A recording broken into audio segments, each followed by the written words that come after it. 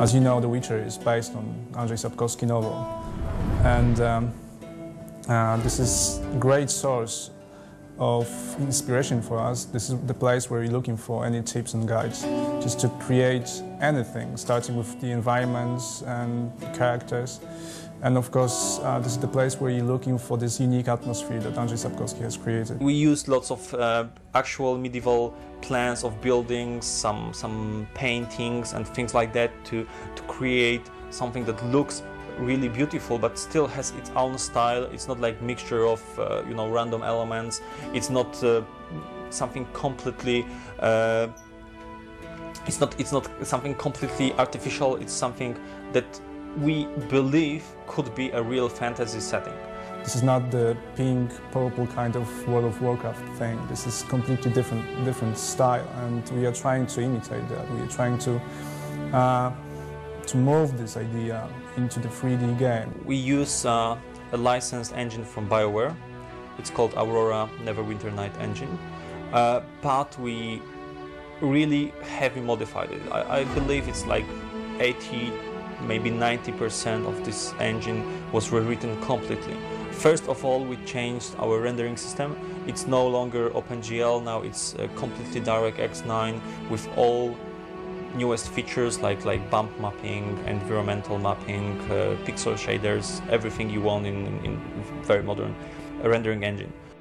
As I told you before, we are trying to create this really dark kind of world and all environments created to look a bit dark, but in the same time, of course, we have this beautiful sunsets in our game and you can watch really great looking environments. But when you will move on into the city, you will see all the sewers and really dark places where you wouldn't like to live.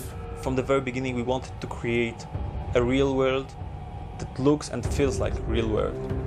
We spent like 6 months hiring a professional, drawer, painter to create the look of the main hero.